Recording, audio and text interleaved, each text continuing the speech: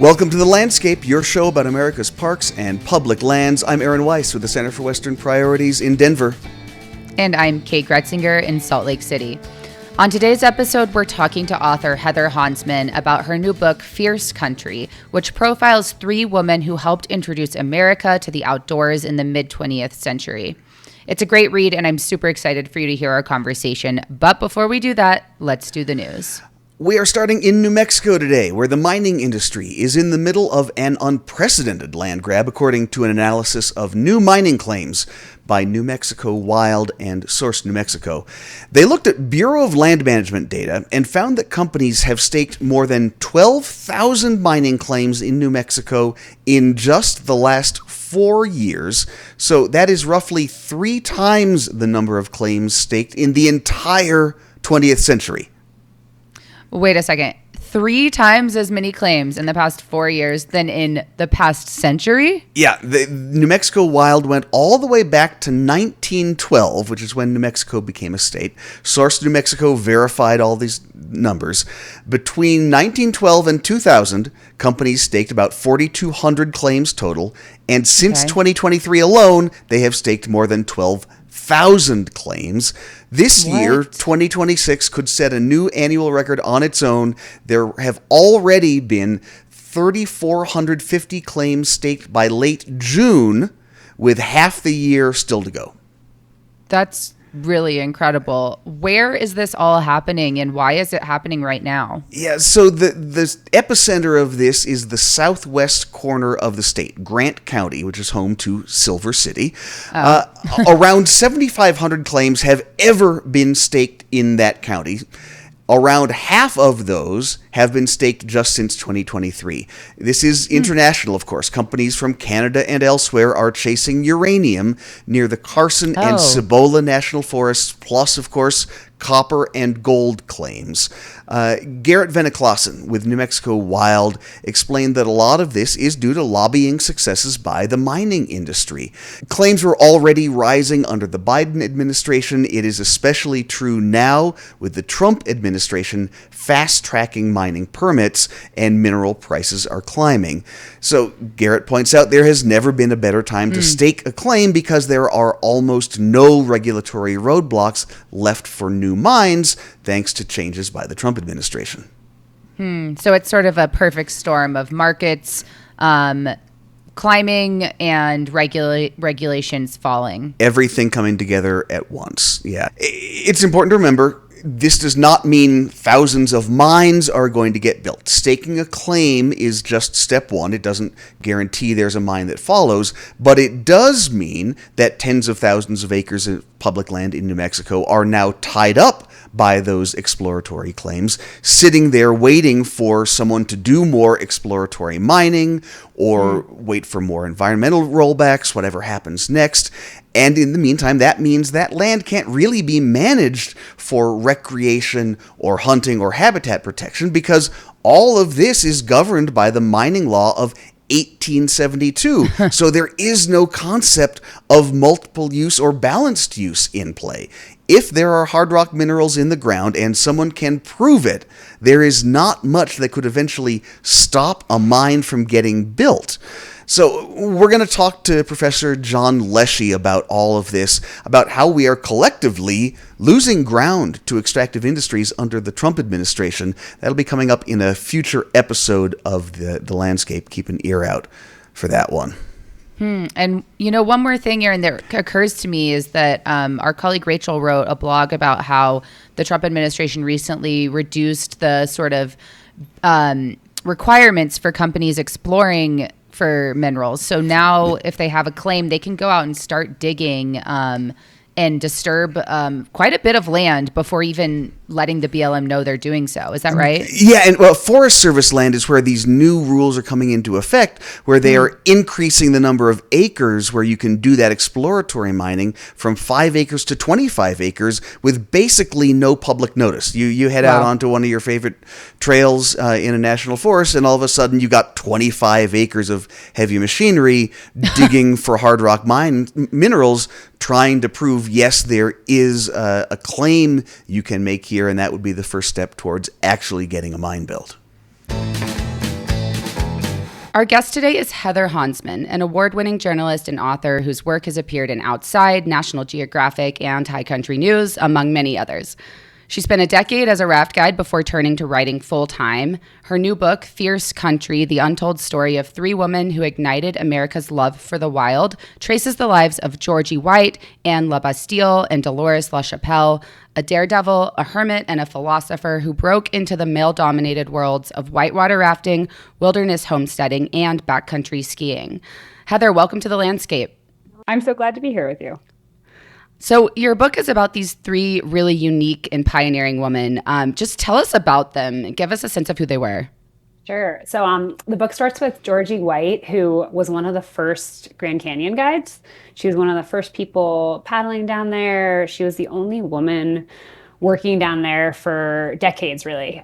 She ran her own company. And to me, she really kind of exemplifies this question about why we get obsessed with being outside and why people dedicate their lives to it, which is a question I've kind of been wrestling with for myself for a really long time. So Georgie to me is kind of this, and she, over her time there, she brought more people down the canyon than anybody else had at the time. She was really trying to get other people to fall in love with the place the way that she did. So she to me kind of like really exemplifies this like desire to be outside and the love. And the next person is Anne LaBastille, who was a guide in New York in the Adirondacks. She was really kind of on the leading edge of getting people out there and kind of showing them both the skills to get outside and kind of the ecology and what was happening in the place. And she was known as she lived in an off-the-grid cabin in the Adirondacks, and she wrote a book about it called Woodswomen that was pretty popular in the 70s. And so she was kind of known as this hermit in the woods who was living in this wild place, kind of like a next generation Thoreau. But she really thought of herself, she was a ecologist, she really thought of herself as a conservationist, and her real work, the stuff that was really important to her was protecting that place. She was really early to monitor things like acid rain pollution and climate change and kind of carbon and the impacts of that. So she really thought of herself as a conservationist. And she was really working to draw those connections between why we get outside, what it means to kind of peg your life around being in wild places, and how we then take care of those places and how we know what's going on with them. And then the third person was Dolores LaChapelle, who I knew as kind of a groundbreaking backcountry skier. She was known as the best powder skier in the world for a long time. But her real work was as an environmental philosopher. She was really pivotal in the deep ecology movement, which really showed us about the connections between people and place and how we take care of ecosystems as a whole. So her real work was doing that. So I kind of think of these three women taken together as like what we do when we get outside, how we do it well, and then why it's important to be thinking it all holistically. Oh, that's so interesting. I don't think I quite understood that they're each bringing a different component to sort of answer this question, or to this idea of like what a life outside means. That's really cool. So I feel like you kind of just answered this question, but I'm going to ask it anyways. How did you choose these three subjects? And how did you first find out about them?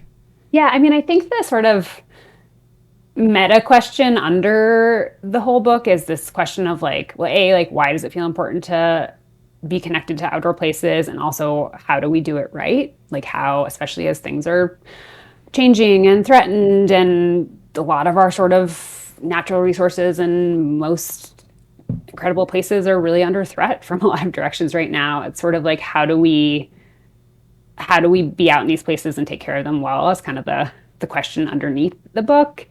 And these women all, in some ways, I don't know if I chose them and they kind of chose me. They were sort of percolating under the surface of my life in a lot of ways. I had been, like you mentioned, I had been a river guide for a long time. So Georgie had kind of been in the ether and kind of, coming up in stories, but it took me a while to open the door to thinking about her. I think, one of the other underlying questions of this book is why I didn't have heroes and people to look up to, especially as like a young woman coming up in the world of recreation and conservation. And I thought that, part of being in that world was being independent and doing it on your own, and that I didn't need role models. But when I cracked that idea open a little bit, it turns out that there were these people sitting under the surface. Georgie had been there.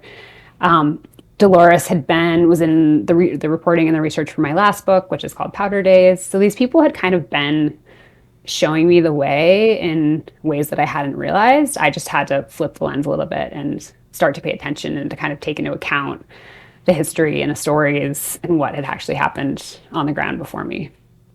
So, Heather, your background is in journalism, but all three of these women are dead, so it goes without saying you couldn't interview them in person.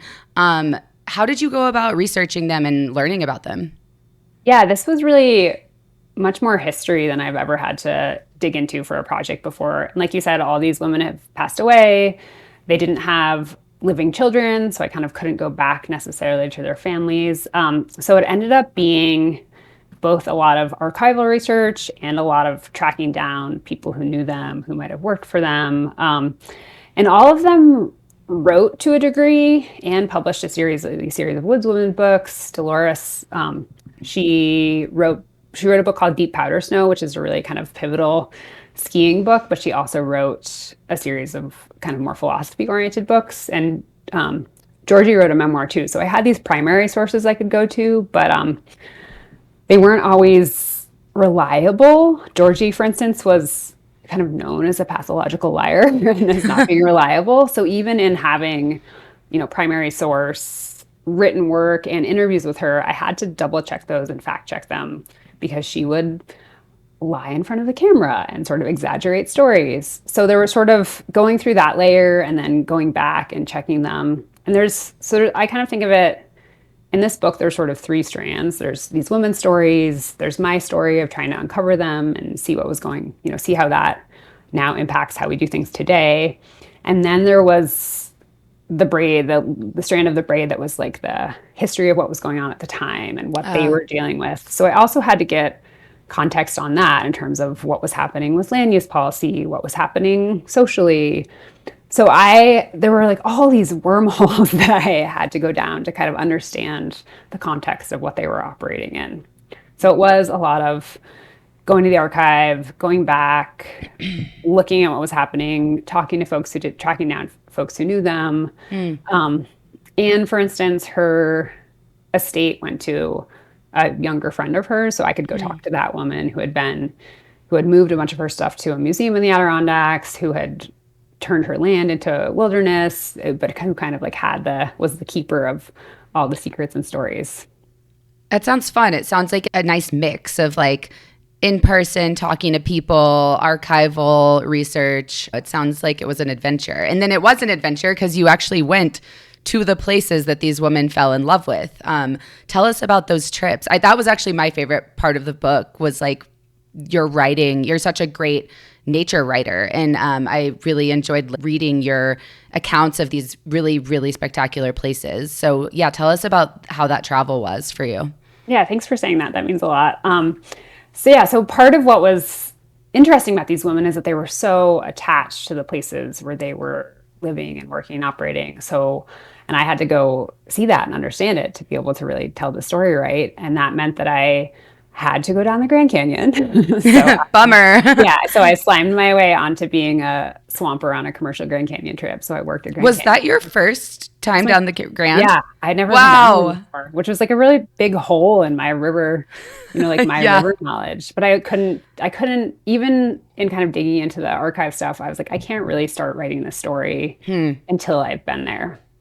So I worked a Grand Canyon trip, which was incredible. And then Anne was in the Adirondacks, which is sort of near where I grew up. But and the Adirondack wilderness is bigger than a chunk of our national parks. It's just this like big wild place. Yeah. And Anne lived in this off-the-grid cabin, and she wrote about it. But in her books, she kind of disguised it. She made up a fake name for it. And I could I figured out where the lake was through kind of Google mapping and context clues. I could figure it out, but I didn't necessarily know where her cabin was. But I I knew that I had to go find it to be able to tell the story. So I went up to the lake and I kind of went tromping around it, trying, like bushwhacking through, trying to locate it. And I ended up inadvertently, like stumbling onto somebody else's property. And luckily the guy was there and he was really nice and he had known her. And so he lent me Wow. a Okay, kayak. lucky.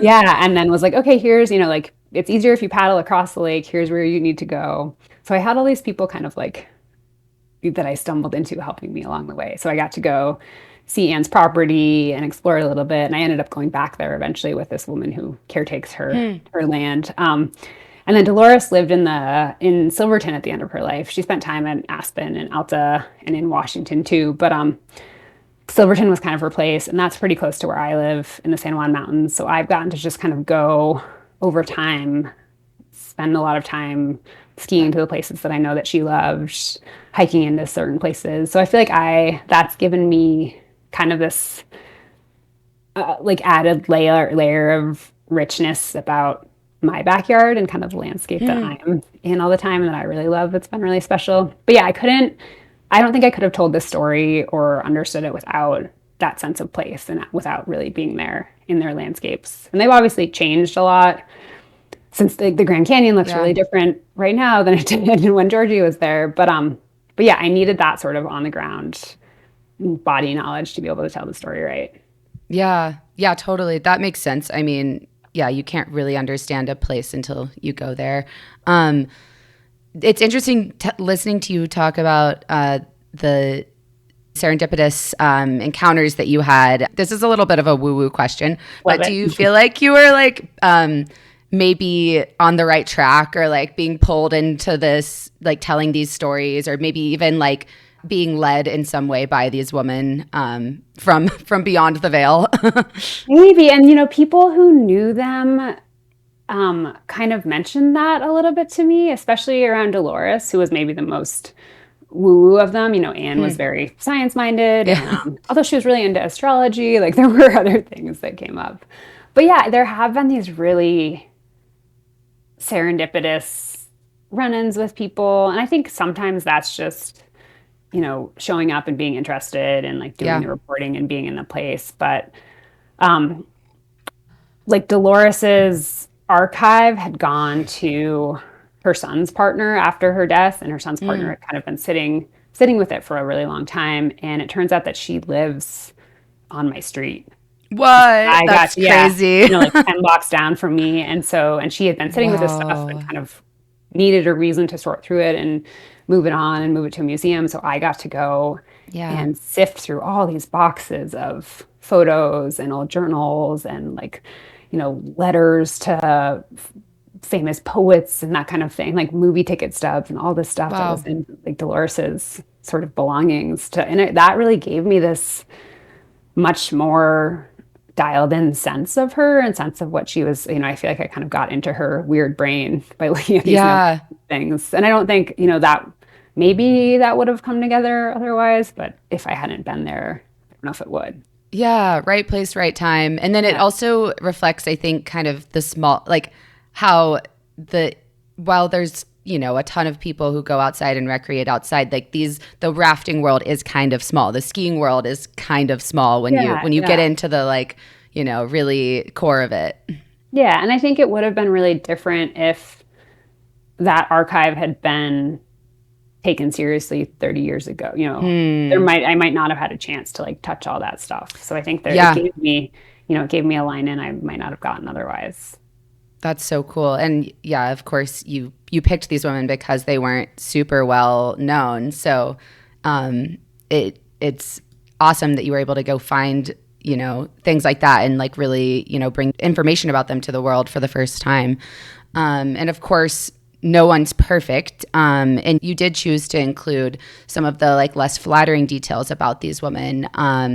And I'm curious how that decision came about and how it felt maybe when you were learning some of these things that were less flattering about them, like Georgie, for example, lying about people who died on her trips, and some of these women being a little bit exclusionary.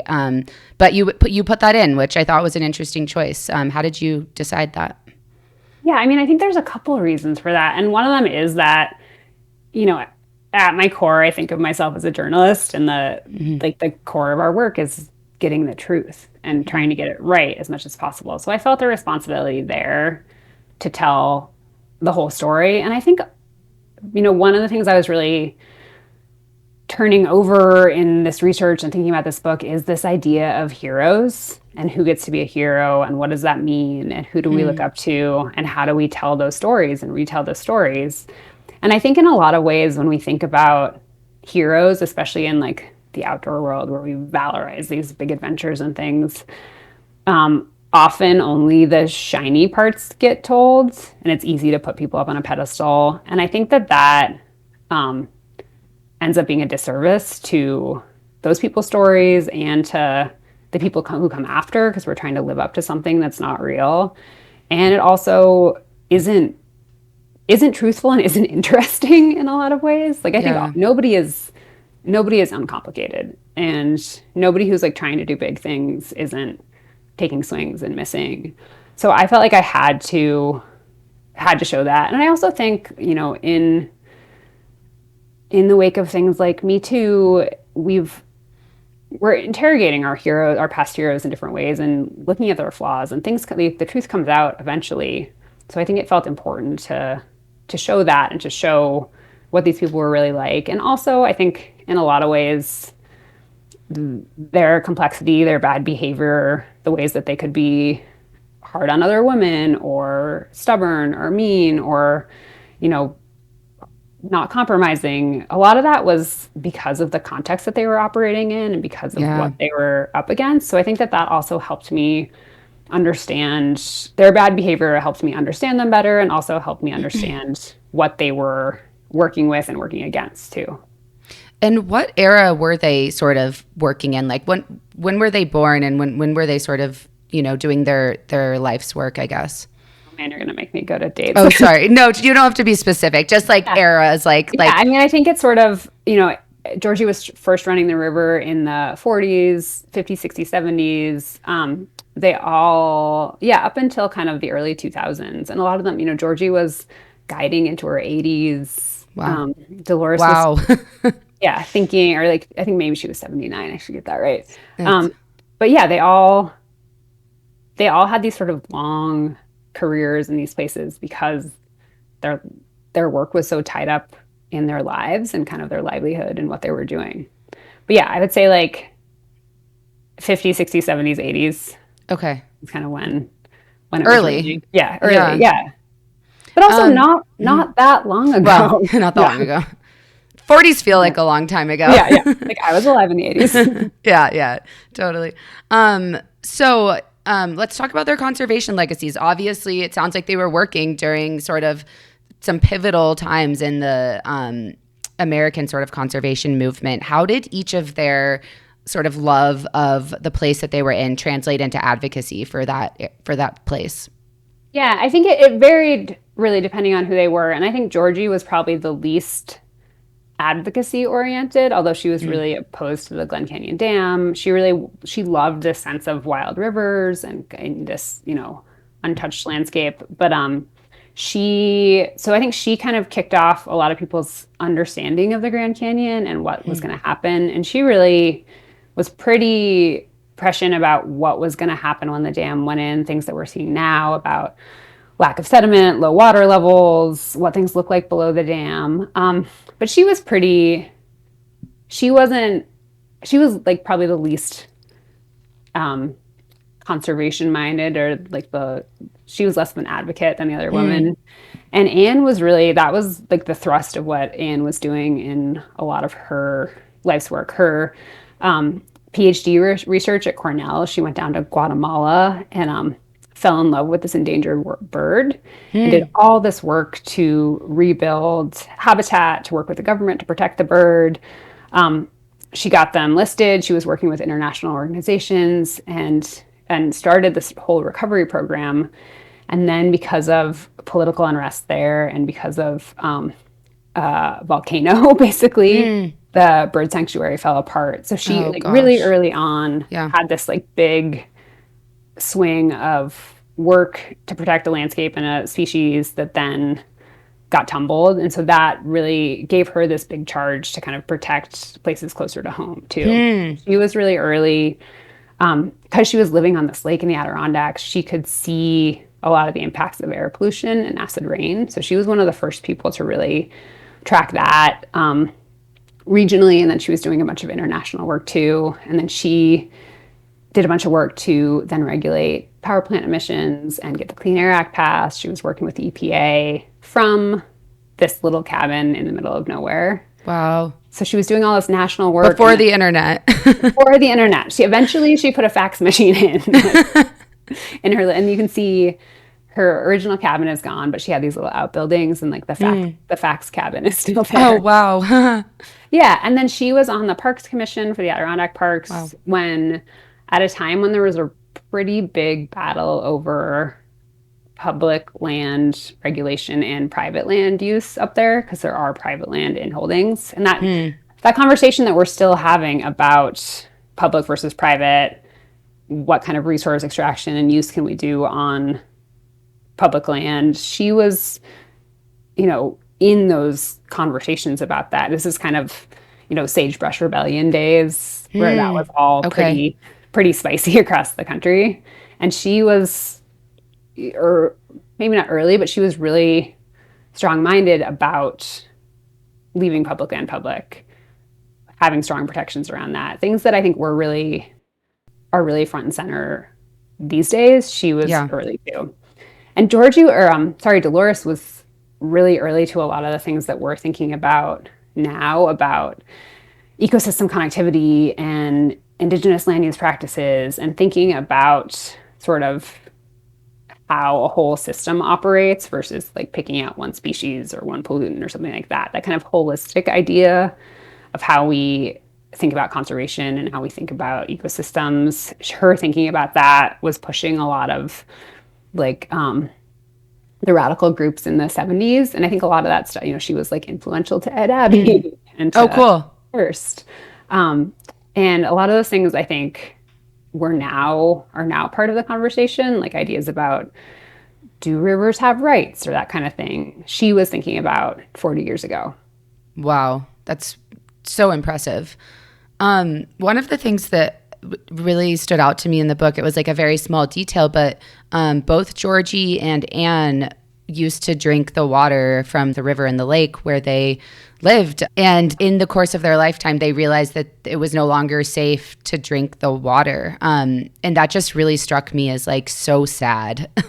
And I don't know if you have thoughts on that. It like just like that to me is like, that's the delineation between like a wild place and a healthy ecosystem and an unhealthy one. Yeah. And I think that's also like why stories can be really important too, because they give us those markers of change, and things that seem normal at the time now are things that we would never do. And like I got Giardia from a river near me not that long ago. Like there are ways that sometimes I think it can be hard to track how landscapes are changing, how the world around us is changing. But when we have those markers and those stories, I think they can be really clear for us. I think that's kind of why it's important to record this stuff and to hold on to it. Totally. But I think, there's also, I think nostalgia can be a really tricky thing, but I think in doing this reporting and hearing these stories about, like going down the Grand Canyon when there was nobody else there before the dam, and there's so much, I get sort of like a little heartsick that I didn't get to have these experiences. But we also we're operating when we're operating. So what do we do to kind of hold on to as much as possible? Yeah, totally. I had the exact same thought reading your book. I was especially about the Grand Canyon and her first adventure down the canyon in a life vest, not even a boat, when it was still free flowing, just is like, that's something that no one you could never do that today for a number of reasons. Not that it was like, it sounded like it maybe wasn't super comfortable or safe. Yeah, you might not want to do that now, but to have the option. And I think, we're thinking a lot about carrying capacity on public lands and who gets to get out and what kind of experiences we have. And it is different now. And I think they had a lot of foresight about how it was going to change, that we're now kind of playing it now. And I think one of the other questions in this book was like, if we had listened to different people in their time, would we be doing things differently now? Yeah. And like, can we still take those lessons? Yeah. What are some of the lessons, the biggest lessons you think these women maybe would have for us today? I think the biggest thing I think overall that I have taken from all three of them is that they all had this really clear sense of, I think, right and wrong and what they thought landscape protection should look like. That was really rooted in their experience out there. That wasn't necessarily popular at the time. You know, like when Anne was like, okay, we need to make sure all this land is protected and we need to have really clear boundaries around it. That wasn't sort of like the dominant narrative. But I think now, I mean, depending on who you are, like Sure. I think there is more of a awareness of how important protecting those places are, how much we as humans impact those places even unintentionally through things like air pollution, through noise, through, you know, things that aren't even point source. We're seeing those connection points much more clearly now. And I think for me, it was that they were so clear about what they saw and what was important, and that they were fighting for it and kind of standing strong about it, even when it wasn't, even when the tides were against them, even when they were getting threatened or ostracized or, you know, socially stigmatized for thinking about it. They kind of were all, as I see it, on the right side of history. So I think that sense of like knowing what's right, standing strong on it, even if political will or, you know, finances, public opinion, are against you. I think like, yeah, knowing that and knowing what it's rooted in, it feels really important still.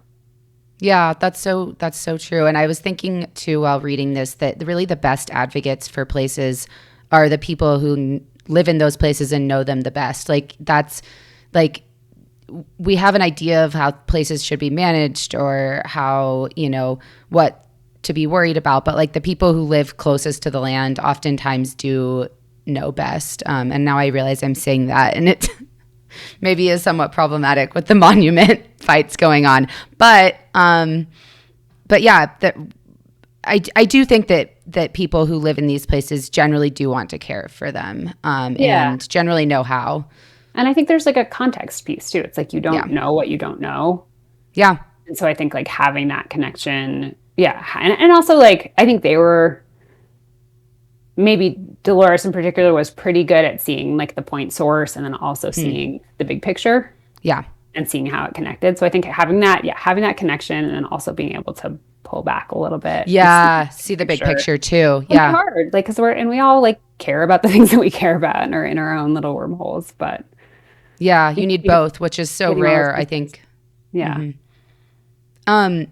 So how do you feel like these women would feel about the state of outdoor recreation today with so many people getting out in public lands? You kind of talk about them as three women who introduced America to the wild. And yeah, what do you think they would, and Georgie, like, for example, she was a big booster of Grand Canyon river trips.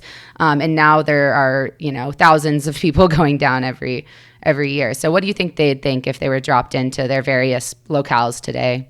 Yeah, I think they would wrestle with it a little bit because I think they also both like are all really valued solitude in their own experiences. And I think, you know, Dolores wrote about this a lot, especially around the ski industry and how she kind of saw the ski world moving towards adrenaline and towards like commodified experiences when she thought that, you know, being out there, being in touch with the snow, paying attention to the mountains was kind of the core of it. But she also helped drive that. You know, she was also responsible for sort of the development of that in some ways. So I think it's complicated. And I think that I'd want to think that they were all aware enough to kind of like wrestle with what was happening at the time. But I think things are different. Like, I think they would be fairly shocked if they were dropped. I think they kind of saw what was coming, but I don't know if they would have seen how much was coming. And Dolores she had this thing about what she called the industrial growth society, which was like people being far from nature, capitalism, that I think is like really what we're in right now in a lot of ways, where power is really consolidated and we're using up resources that I think she would be pretty heartbroken about, but also I think she was good at kind of seeing it and then trying to come up with a plan and come up with a solution. Yeah, and that actually, what you just said made me think of this connection, which is that I think that a lot of the growth in outdoor recreation is driven by how much of our lives is now spent inside in front of a computer. And like, they really it seems like all three of these women really rejected sort of life within the boundaries, life within the four walls, like it's almost like we're all sort of following in their legacies of like trying to get out of our boxes. Yeah. And you see that, over time in history too. Like so much of what we now think of as like public land and outdoor recreation and people wanting to get outside came in the wake of the Industrial Revolution, when all of a sudden people were inside more, in cities more, far away. I think there is this sort of, this is maybe getting a little woo-woo too, but there is this sort of like lizard brain desire to be outside. I feel that, to be outside, to be connected. And when we're far away from it, we need it on some level. So I think there is a push and pull in that. Okay, that leads me to my next question, which is not actually about your book. It's about this article you wrote for, I believe, Republic, called rec.gov. And it was for Republic, right? Mm-hmm. Okay, yeah, and it ran in Wired too. Okay, cool, great. And yeah, it was called rec.gov, WRECK.gov, about, of course, the recreation permit site that the federal government runs for public land and river permits. And yeah, you uncovered sort of just how poorly run this site is. But I'm curious, what are your larger thoughts on permitting and crowd management on public lands and rivers? Yeah, I think it's really tricky. And I think so the nut of that story was about this idea that again, it kind of came from personal experience where nobody I knew was getting river permits anymore. And there was sort of this, discussion about who was getting the permits and whether bots were involved. So it really became this question about how technology impacts how we get outside, and also sort of this equity question about who gets to have access. Does money or connection skew who's getting these places? And it turns out that is happening, and it's true. And there's a big financial incentive for the company managing it too. But the core of that, I think, is this question that I'm often thinking about, which is how do we ensure that access to wild places is fair and as many people can get outside as possible, which like historically has not necessarily been true, while still protecting the resource and making sure that experience the place is preserved, the experience is preserved. And I think it's a really tricky line. And I think, people who are way smarter than me are thinking about this a lot and not coming up with solutions. And a lot of it is permitting and regulating and metering the number of people who can get out at any given time. But it's hard to figure out what the carrying capacities are. And it also takes a robust management system and I think it's really important to have people on the ground who are in touch with that, who are understanding that. And at a time when a lot of those systems and places are being defunded, I think it's even harder. So I think it's like we have to invest in maintaining those places and doing it fairly. It's not just going to happen on its own. It takes funding, it takes support, it takes people who care, and we have to do that intentionally. Yeah, totally. I think that's it. Like you said, it's such a sticky question, but one thing that's obvious is that more funding and more rangers on the ground is helpful. I think so. Yeah. And again, that's like it's easy for me to say that from my computer here. But, I'm not in the ground in all these places, but it seems like that can only help. And it's like it takes care and it takes attention and it takes a plan. Yeah, planning too. That's a big thing we push for at CWP, is like proactive land management planning, rather than reactive to rec or industry. Okay, coming back to your book, if you could go back in time and hang out with one of these three women in their place, which one would it be? It's a hard question. It's like, picking your favorite child or something. Mm-hmm. But I think for the experience, for being in the place, I think a Grand Canyon trip with Georgie is like I have to pick that. I would sign up for that in a heartbeat, just to know what it was like, and just to, I think she was sort of like the master of the experience. She had all these stories. She had these, rituals she would do when you were out there on the trip. And I think being down there is such a special thing anyway, but being able to do it in that way. And at that time, I think. At that time, yeah. If I could time warp myself back there, I think that's where I'm going. Even though the only food on her trips was canned beans and tomatoes and hard-boiled eggs. Yeah, and beer. And beer. And okay, right. The third, fourth food group. Yeah. I think I could suck it up for that to get to be down there. I was talking to one of a guy who had been one of her boatmen. He's one of these firefighters who went down, and he was saying that they would bring their own snacks. Like once they knew the program, they would stash their own snacks to bring with them, and hot sauce to put on their hard-boiled eggs and that kind of thing. So that's hilarious. Yeah. Wow. Okay. Well, I mean, I wish I could keep you here forever, and I encourage everyone to go read the book. It really is fabulous. Heather Hansman, author of Fierce Country, thank you so much for being with us today. Oh, it was so fun to talk to you. These questions are so fun. Here's a little good news to close out this episode. We're hosting a couple of live events in Santa Fe and Tucson as part of our Keep Parks Public campaign. We're actually in Santa Fe tomorrow night. That's Thursday, July 30th, from 5 to 7:30 at Knuckles Brewing. We're taping a live version of this podcast with the Conservation Lands Foundation, the National Wildlife Federation, the Coalition to Protect America's National Parks, and the Native Land Institute. We'll be in Tucson on Friday, August 28th from 5:30 to 8 at Scoundrel and Scamp Theater. We're still ironing out the details for that one, so stay tuned. And go to keepparkspublic.org now to save your seat. Don't worry, it is free. Both of these events are free. We just want to get a sense of how many people are going to show up so we have enough chairs. And I am always looking forward to taking this podcast back home to Tucson. That is it for today's episode. Kate has been doing some great work on Instagram and Substack along with our colleague Sterling. Go check those out and subscribe if you haven't already.